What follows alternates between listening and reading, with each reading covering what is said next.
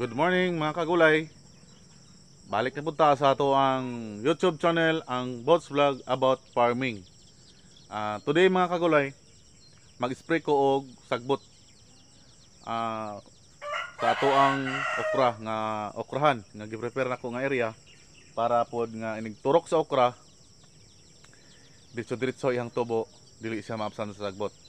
So dili pa day ko magpadayon mga kagulay, palihog kog subscribe sa atong YouTube channel, ang Bots Vlog about farming. Click the notification bell, comment, palihog na lang po kog share. Then naapod tay FB page ang Bots Vlog. Then naapod tay FB group, mga grupo sa mga farmer sa unsa nga farm, ang Mex Farming Group. Search lang ninyo mga kagulay. Then ubani ko ninyo sa ako ang pag-spray, pakita na ko sa inyo ha kung ako ang area sa okrahan. Dahang salamat mga kagulay. Continue taon niya. So na nata diri sa area sa okrahan ako mga kagulay. So mani ako ang okrahan. Lapad-lapad din siya mga kagulay.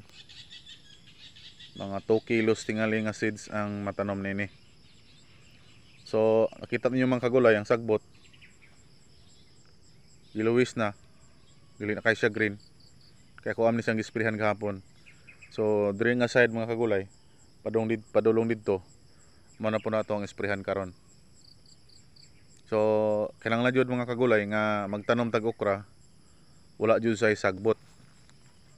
Bisan gagmay nga sagbot. Kay ang okra mga kagulay, dili kay siya paspas mo tubo. So kung mauna manggaling siya mga kagulay og tubo, na posibilidad nga maapsan jud siya sa sagbot. So kanang jud mga kagulay nga sure patay jud ang sagbot. Kani mga area mga kagulay, katulod jud ako ni siya gi isprehan. Primero ako siyang tungod sa daghan pa yang sagbot, dagko pa yang sagbot, gisprehan ako siya, then pagpatay ako ang gidauban para katong mga liso niya mga kagulay sa sagbot maapil og kasunog. So dili tanan nga liso mga kagulay masunog siya.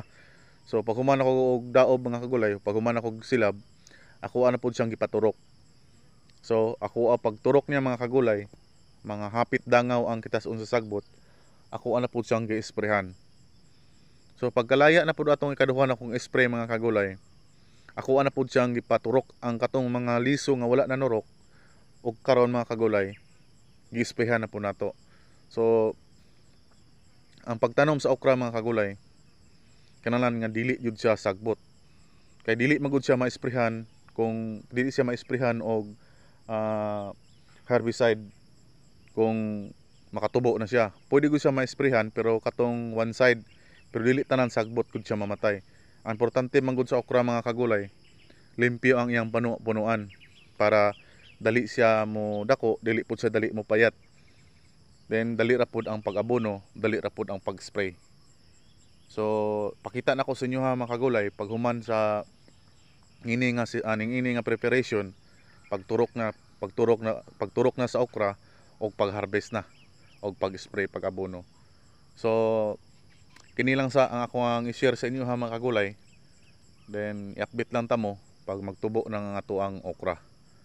So daghan kayong salamat mga kagulay sa inyo hang katong sa mga subscriber nako nga nag-subscribe o katong wala pa ka-subscribe mga kagulay, palihog subscribe sa atong YouTube channel, ang Bots Vlog about farming.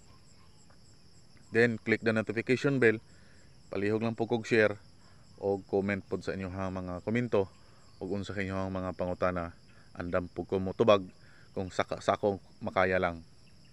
So dahang salamat mga kagulay. Bye bye. God bless.